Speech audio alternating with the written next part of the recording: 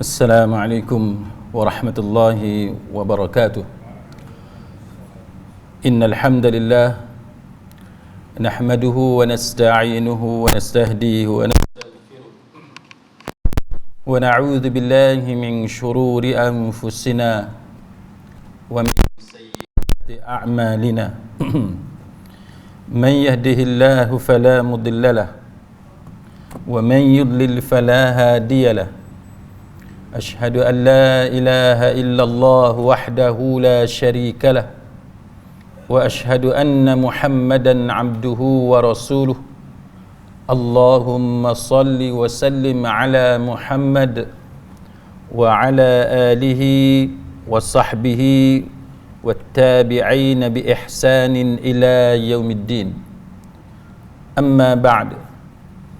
Rabbi syarah li sadri, wahai Tuhanku, lapangkanlah dadaku ini. Wa yassir li amri, dan permudahkanlah urusanku. Wahlul 'uqdatam min lisani, dan uraikanlah kekeluhan lidahku. Yafqahu qawli, supaya mereka memahami kata-kataku ini.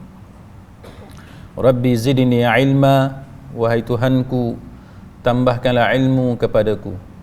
Allahumma faqihna fid din, ya Allah, kurniakan kepada kami kefahaman tentang agama. Wa 'allimna ta'wil, dan ajarkanlah kepada kami ilmu ta'wil, ilmu memahami dengan cara yang benar mengenai Al-Quran. Wahdinas siratal mustaqim, dan tunjukkan kepada kami jalan Engkau, jalan yang lurus. Amin ya rabbal alamin. Saudara-saudari, sahabat, sahabiah, muslimin, muslimat, mudah-mudahan kita semua mendapat rahmat daripada Allah Subhanahu wa ta'ala.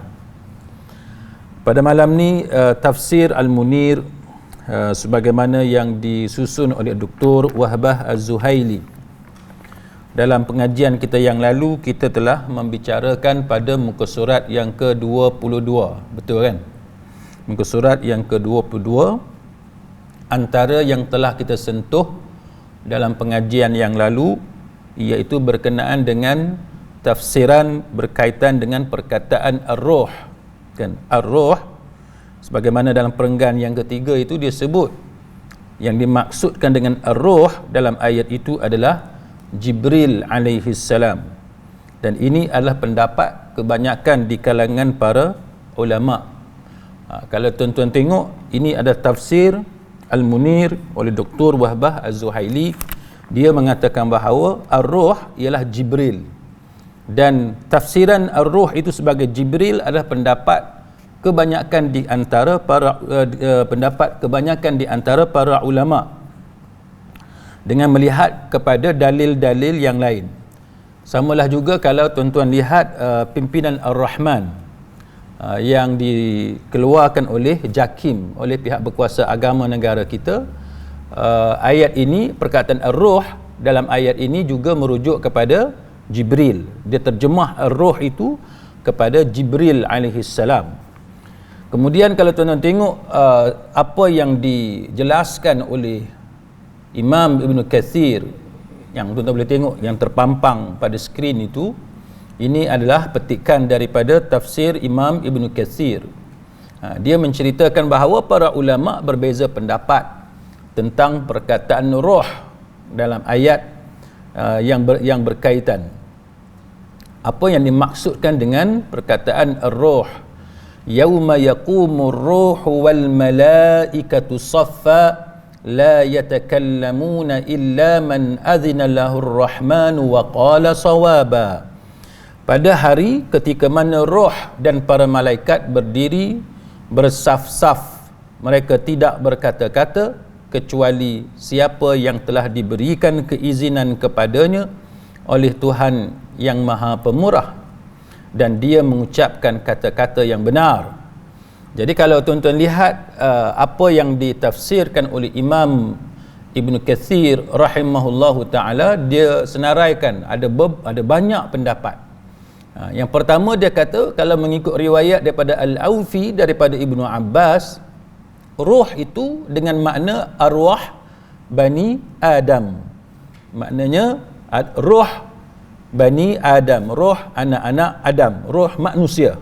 Itu pendapat pertama yang dikemukakan oleh Imam Ibn Katsir rahimahullahu ta'ala.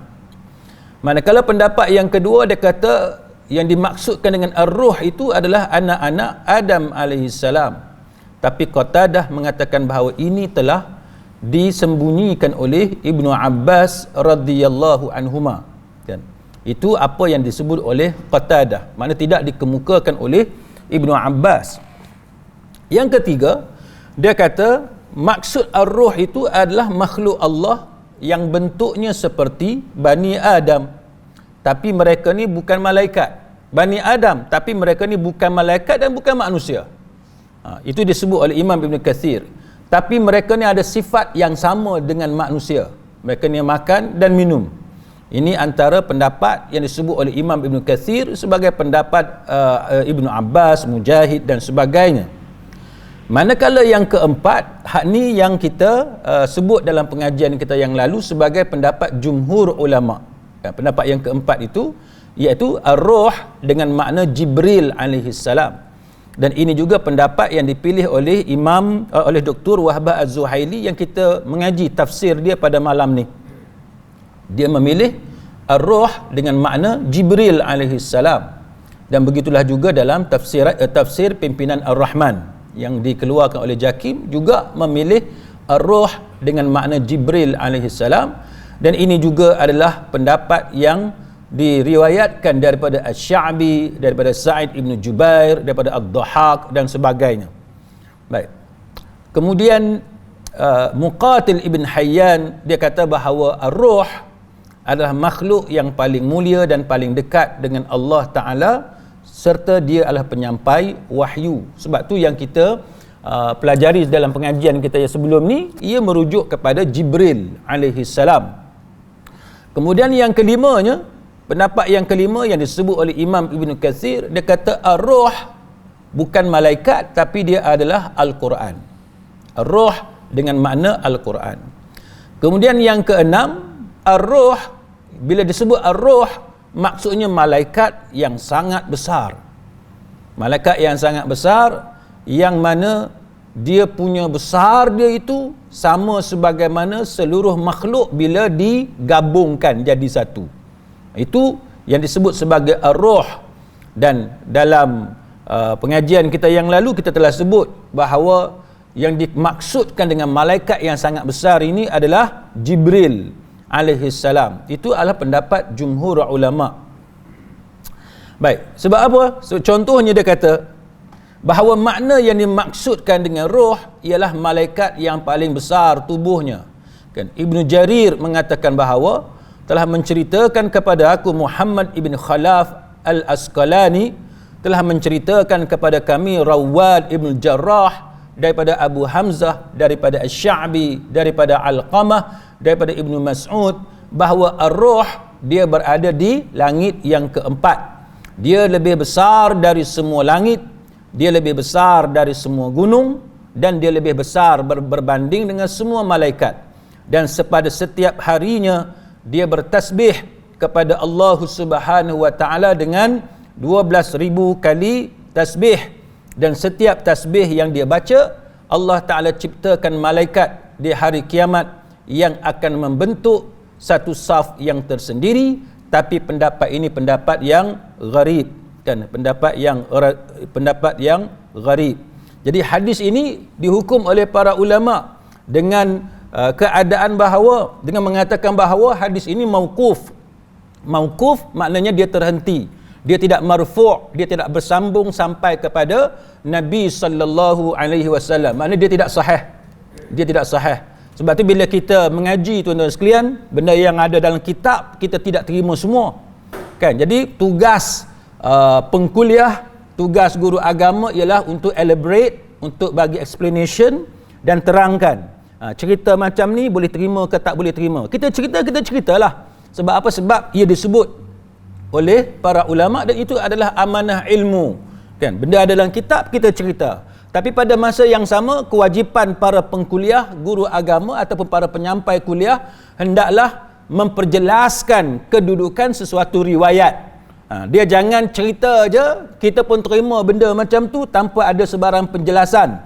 Sama ada kisah tu kisah yang sahih, yang diterima oleh para ulama, ataupun ia sekadar Israiliyat, ataupun dia dengan sebab dia riwayat yang gharib, ataupun riwayat yang mauquf, yang tidak marfu', tidak bersambung dengan Nabi sallallahu alaihi wasallam, maka dia tak boleh dijadikan hujjah. Bila dia tidak bersambung dengan Nabi, dia tidak boleh dijadikan hujjah. Maka ini yang disebut oleh Imam Ibn Kathir. Dia kata bahawa perlu diteliti riwayat ini. Sebab tu kita tak boleh, ini disebut dalam tafsir Imam Ibn Kathir, kita cerita setakat tu, tapi kita tak cerita komentar, ulasan yang diberi oleh Imam Ibn Kathir. Kita kena baca sampai habis, kita kena bagi faham bila dia cerita tu dia maksudkan apa. Maka Imam Ibn Kathir kata, hadis ini, dia kata barangkali hadis ini mauquf, hanya sampai setakat kepada Ibnu Abbas radhiyallahu anhuma, yang berarti, tengok dia sebut apa? Berarti bersumber daripada apa yang diterimanya daripada Israiliyat. Benda Israiliyat, kan dia sebut. Jadi hanya Allah Ta'ala sahaja yang maha mengetahui.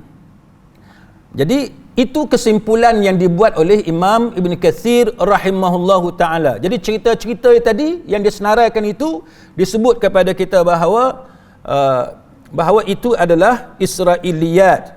Dan kemudian dia kata Imam Ibn Jarir tidak memutuskan, dia tidak buat keputusan dengan salah satu daripada pendapat-pendapat itu, tapi dia kata pendapat yang lebih mendekati kepada kebenaran, dia kata roh dalam ayat ini maksud dia adalah manusia. Itu yang dipilih oleh Imam Ibn Kathir rahimahullahu ta'ala. Dan dia bawa hujah-hujah dia.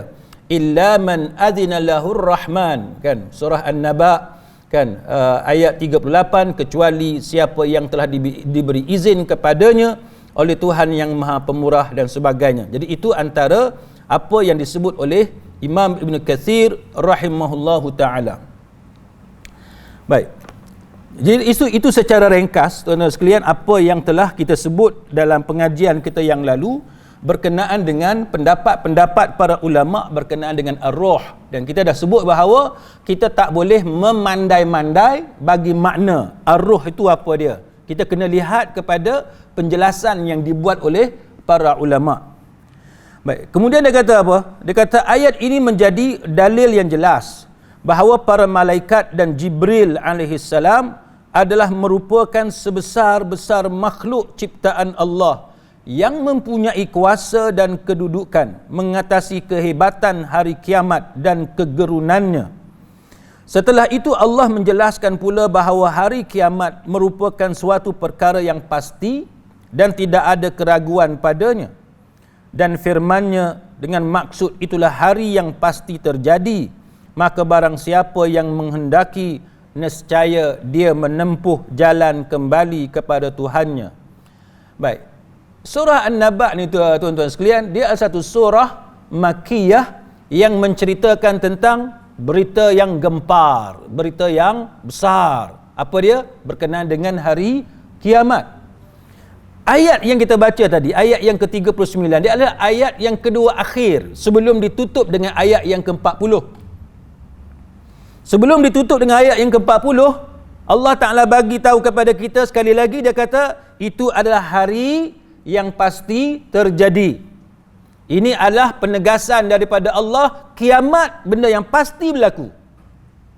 Dan dia kata bahawa barang siapa yang menghendaki, nescaya dia menempuh jalan kembali kepada Tuhannya.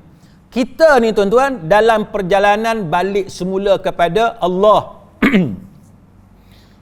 Kita kata apa? Inna lillahi wa inna ilaihi raji'un, kan?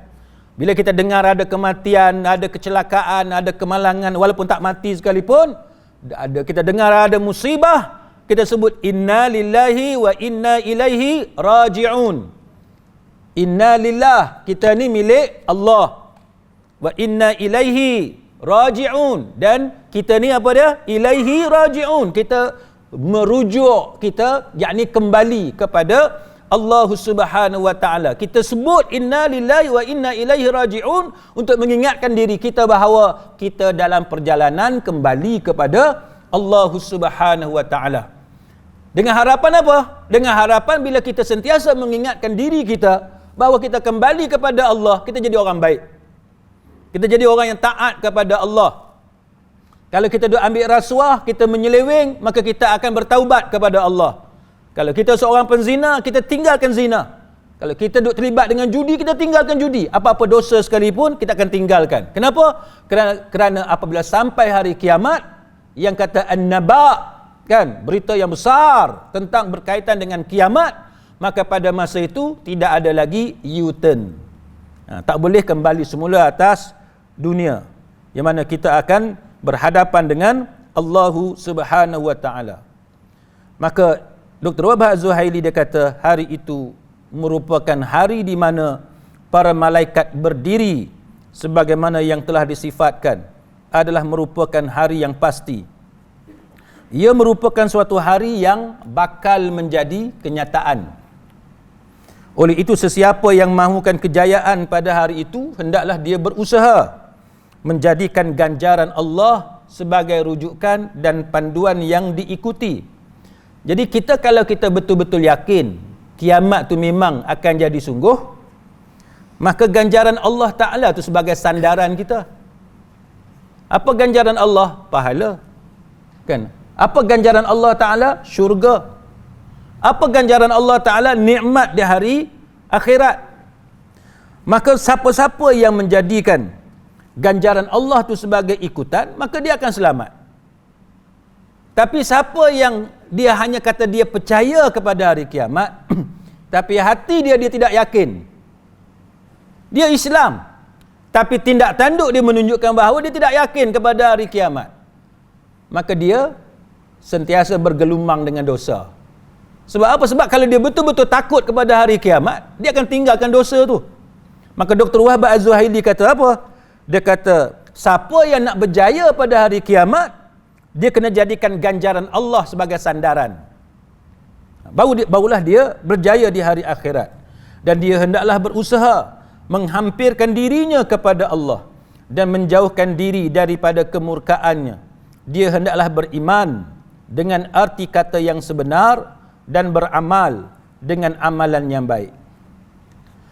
Kemudian Allah Ta'ala kembali memberikan ugutan dan menakutkan orang-orang kafir terhadap hari kiamat. Lepas tu ayat yang terakhir tu, ayat yang ke-40, kan, Allah Ta'ala dia mengingatkan kepada orang-orang kafir. Apa dia? Wa yaqulul kafir, kan, wa yaqulul kafir ya laitani kuntu turaba. Dan orang-orang kafir berkata apa? Alangkah baiknya sekiranya aku ni dahulu adalah tanah. Ya laitani kuntu turaba. Turaba tu tanah. Pasal apa tuan-tuan? Sebabnya ialah pada ayat yang ke-40 tu Allah Ta'ala bagi tahu tentang peringatan, amaran daripada Allah Ta'ala kepada orang kafir tentang siksaan yang sangat dekat. Sebab siksaan tu depan mata dia, dia boleh tengok pada hari kiamat. Pada hari manusia melihat apa yang telah dibuat oleh kedua tangannya, bila dia tengok sendiri segala amalan dia, dia dipertontonkan. Kan, dia dipertontonkan apa yang telah dia buat semasa dia berada di atas dunia. Hari ni tuan-tuan, kita boleh tengok macam mana canggihnya alat-alat intelligence, kan, perisikan. Saya rasa dalam kuliah saya sebelum ni saya pernah cerita kepada tuan-tuan macam mana satu kes yang sangat lama di England yang tak boleh diselesaikan, tapi pihak perisikan secara kebetulan dia nak risik benda lain, tapi dia dapat maklumat pasal kes lain. Dia bukan duduk dalam bangunan, dia duduk jauh daripada bangunan, tapi dia ada alat untuk dia tuju, untuk dia dapatkan perbualan, conversation di antara penghuni-penghuni yang ada dalam rumah. Tu alat hari ni. Kan? Alat hari ni untuk dapatkan maklumat. Bila orang bercakap dalam rumah, maknanya ejen-ejen perisikan, walaupun dia tak masuk dalam rumah kita, dia duduk di luar rumah, Tapi dia boleh tahu apa yang berlaku dalam rumah kita, dalam bangunan tu. Dia boleh tahu. Tu belum cerita pasal pelbagai chip dan sebagainya untuk dapatkan maklumat. Kan? Hari ini dengan pelbagai kamera yang canggih, alat nak rakam audio yang canggih dan sebagainya, yang mana sampai tahap kita tak boleh kata apa. Sebab semua bukti tu keluar tu satu persatu. Yang tu pun tuan-tuan kita tak boleh nak jawab. Dengan segala kecanggihan alat daripada ilmu dan teknologi yang Allah Ta'ala bagi pada manusia, kita tengok macam mana pihak berkuasa ni dia boleh kumpul maklumat dengan begitu baik sekali. Maka cuba bayangkan kalau di hari akhirat nanti, hari akhirat yang mana Allah Ta'ala akan pertontonkan segala apa yang kita buat atas dunia. Benda yang semua orang tak tahu, tapi pada waktu tu itulah Allah Ta'ala pertontonkan. Sebab tu kita sangat mengharapkan agar Allah Ta'ala ampunkan dosa kita. Sebab apa tuan-tuan? Sebab atas dunia pun, kalau media siarkan jenayah yang kita buat, kalau media siarkan aib kita, yang tu pun sudah tidak tertanggung oleh kita, cuba kita bayang bagaimana aib yang sangat dahsyat yang akan berlaku kepada manusia apabila Allah Ta'ala pertontonkan amalan dia di hari akhirat nanti. Yang tu kita tak boleh nak banding tahap keaiban yang dialami oleh manusia di hari akhirat nanti. Baik, Dr. Wahab Az-Zuhaili bila dia menghuraikan ayat yang ke-40, dia kata apa? Dia kata bahawa ayat ini menunjukkan, wahai penduduk Mekah dan golongan kafir yang seangkatan dengan mereka, Allah Ta'ala memperingatkan kamu kepada suatu azab yang hampir berlaku, iaitu hari kiamat. Benda yang hampir berlaku, yang dekat dengan kita, hari kiamat. Allah menyatakan ia adalah hampir bagi menunjukkan kepastian berlaku. Dalam kaedah bahasa Arab, setiap suatu perkara yang pasti ia dianggap sebagai qarib, iaitu hampir. Dan ini jelas sebagaimana yang terdapat pada firman Allah Ta'ala dalam surah An-Nazi'at ayat 46. Pada hari mereka melihat hari kebangkitan itu, mereka berasa seakan-akan tidak tinggal di dunia, melainkan sebentar sahaja, kadar sesenja ataupun sepagi sahaja. Pada hari tersebut, setiap orang akan melihat segala apa yang pernah mereka lakukan sewaktu mereka hidup di dunia dahulu. Waktu tu kita akan tengok, dia macam rewind balik, pusing ke belakang, tengok balik benda yang kita buat atas dunia.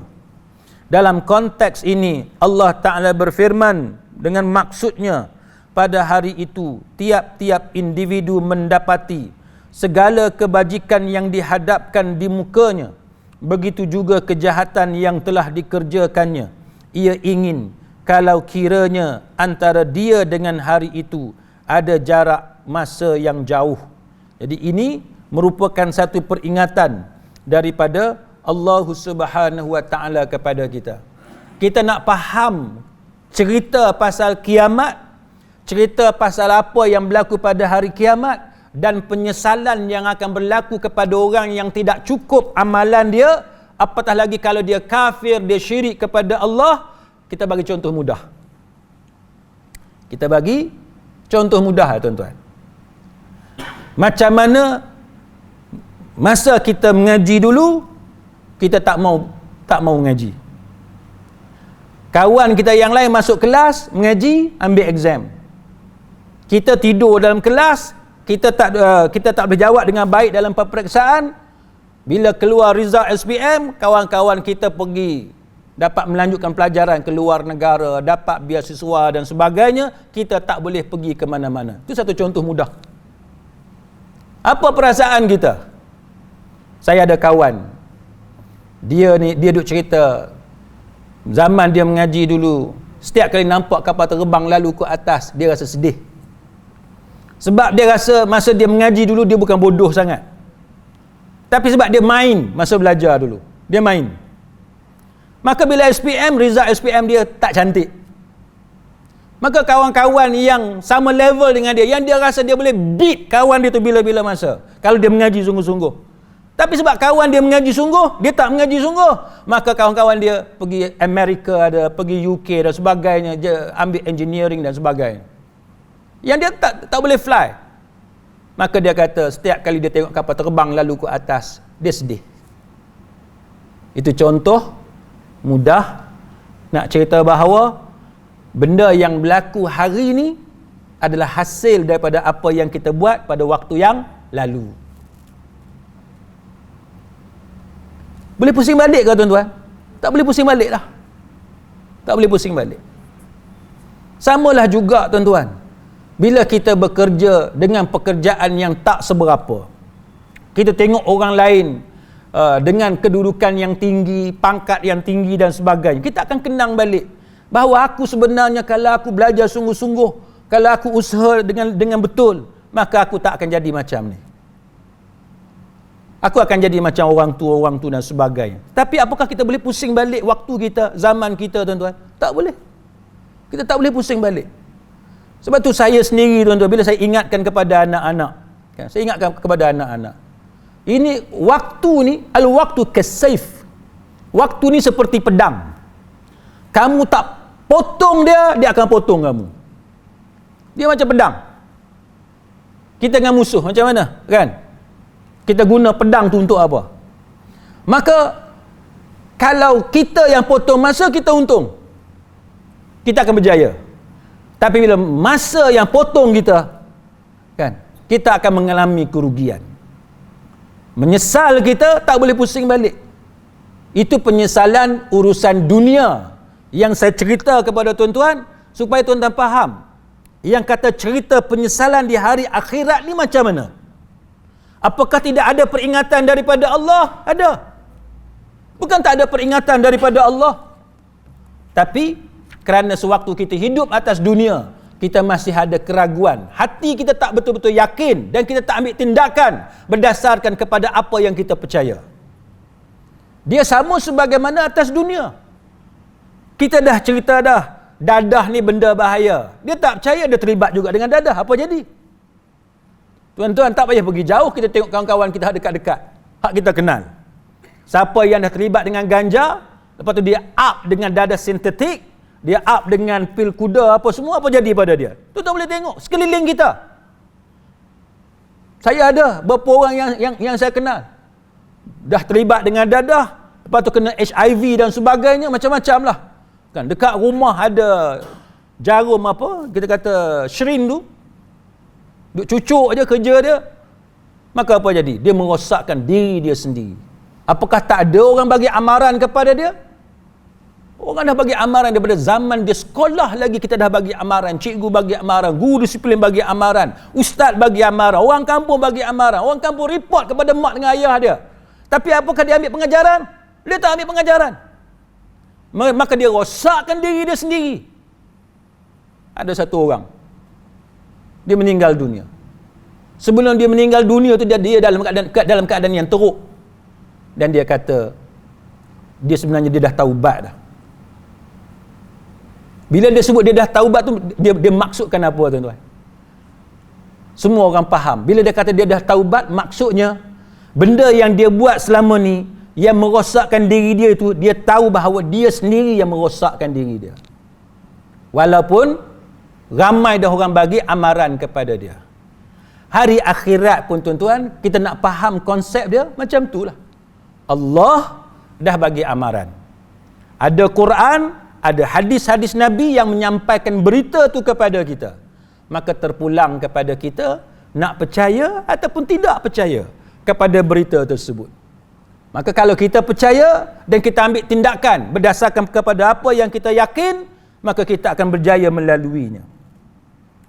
Baik, perenggan seterusnya, Dr. Wahbah Az-Zuhaili kata, orang-orang kafir seperti Ubay bin Khalaf, Uqbah bin Abi Mu'id, Abu Jahal dan Abi Salmah bin Abdul Al-Asad Al-Makhzumi, dalam keadaan dengan sebab dahsyatnya azab yang mereka hadapi, dia kata apa? Alangkah baiknya kalau aku dahulu hanyalah seketul tanah, pada mereka lebih baik menjadi tanah daripada menjadi manusia yang dibangkitkan oleh Allah.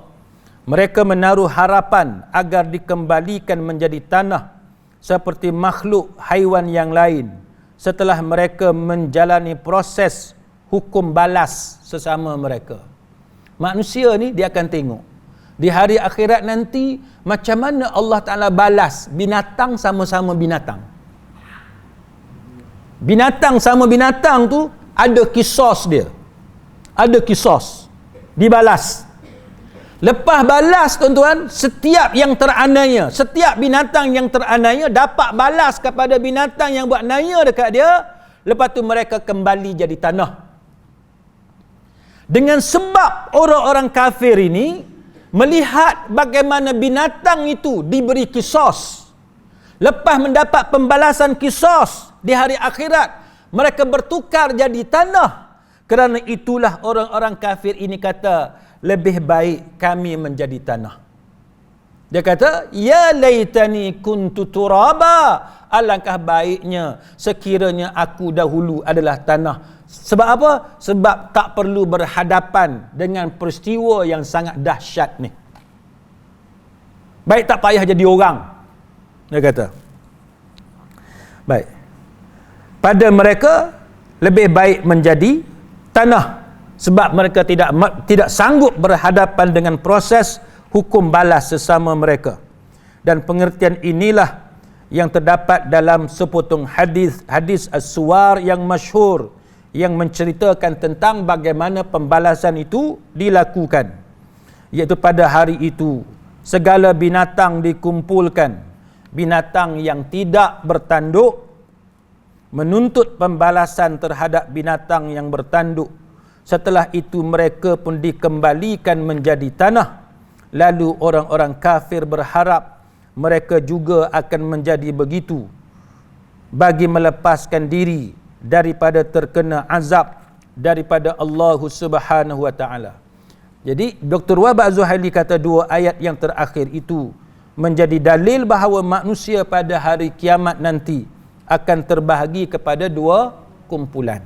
Hari akhirat manusia terbahagi kepada dua kumpulan. Yang pertamanya kumpulan orang-orang mukmin yang mempunyai kedudukan yang hampir dengan ganjaran pahala dan juga mendapat keredaan daripada Allah Subhanahu wa taala.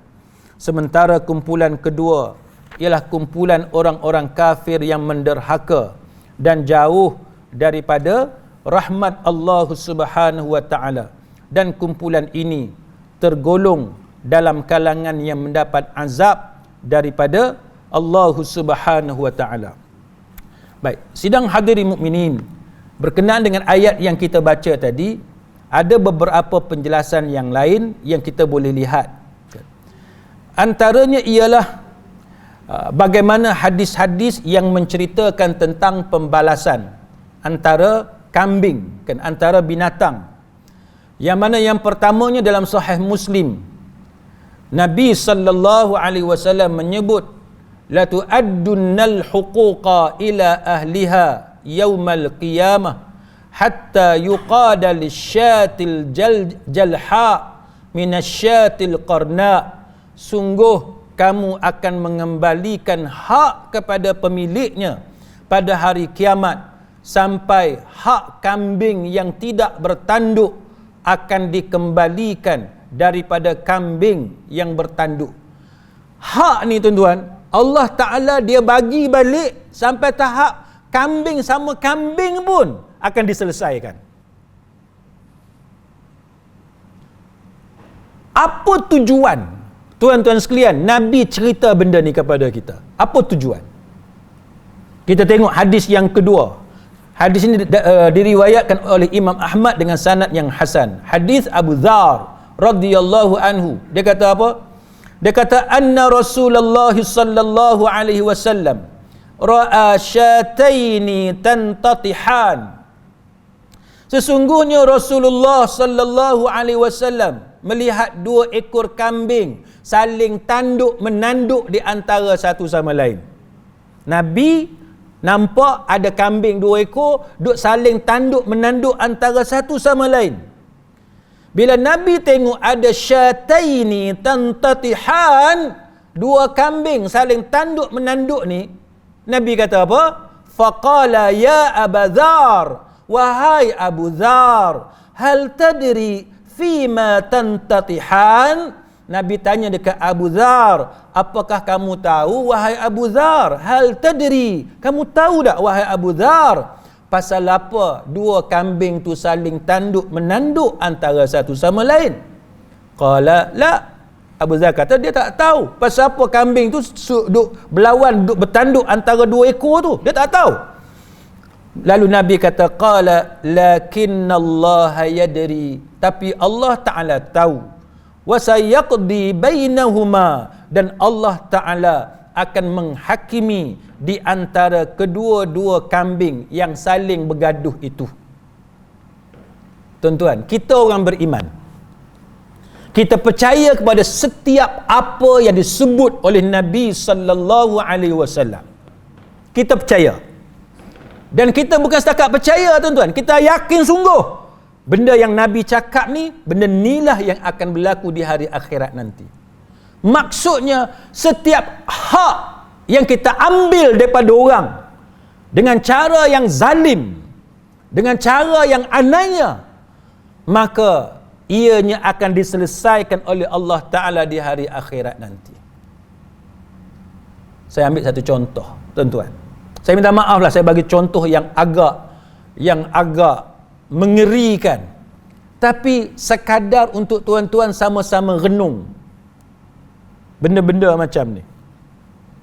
Di Indonesia, kalau tuan-tuan rajin Google tengok berita, tuan-tuan akan jumpa berita ni. Satu perempuan telah dizalimi oleh beberapa budak lelaki. Mereka memperkosa perempuan ni. Katanya, wallahu a'lam, katanya perempuan ni memang agak glamour lah, ada nama, menjadi sebutan di kalangan orang lelaki di tempat tu. Jadi apa yang berlaku? Ada beberapa lelaki ni telah memperkosa perempuan ni. Dia punya jahat tu, tuan-tuan, saya minta maaf lah saya sebut. Dia punya jahat tu, tuan-tuan, batang cangkul kayu tu, dia tusuk masuk ke dalam alat sulit perempuan tu. Dan dia katok, dia pukul cangkul tu dengan tukul untuk bagi masuk ke dalam tubuh perempuan tu, sehingga perempuan tersebut mati dengan sebab penganiayaan yang sangat dahsyat tu. Baik, tuan-tuan sekalian, kita semua malam ni kita yakin dengan apa yang Nabi sallallahu alaihi wasallam sebut kepada kita tentang cerita sampai tahap dua ekor kambing pun Allah Ta'ala akan hakimi. Sekarang cuba bayangkan orang yang melakukan penganiayaan tadi, sudahlah dia memperkosa perempuan tu, lepas tu dia lakukan penganiayaan yang sebegitu dahsyat. Cuba bayangkan apa yang akan berlaku kepada beberapa lelaki yang jahat tadi di hari akhirat nanti. Apa yang akan berlaku pada dia? Dan kita tahu bahawa azab Allah Ta'ala tidak ada tandingnya. Tidak ada tandingnya. Kita, tuan-tuan, pernah tak terlintas dalam hati kita nak buat jahat? Jangan bohong, semua di antara kita ni ada lintasan nak buat jahat. Tapi pasal apa kita boleh menahan diri kita daripada melakukan kejahatan?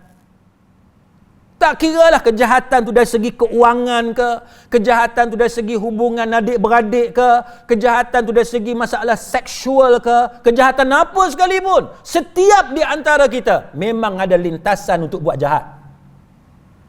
Yang menahan diri kita daripada menjadi orang yang berjudi, daripada menjadi pembunuh, daripada menjadi pembuli jalanan, daripada menjadi penyerang seksual dan sebagainya, kerana kita takut kepada azab Allah Ta'ala. Walaupun kita ada peluang untuk melakukan kejahatan tu, walaupun kita ada peluang untuk melakukan dosa tu, Ambil duit orang, bukan tak ada peluang, ada peluang, tapi kita tak ambil. Contoh mudah lah tuan-tuan, kita tak payah bagi contoh yang pelik-pelik. Tuan-tuan beli barang, tiba-tiba cashier tu bagi lebih duit, tuan-tuan ambil tak duit tu? Terlebih RM10, terlebih beberapa ringgit, terlebih RM50, tuan-tuan ambil tak duit tu? Tak ambil.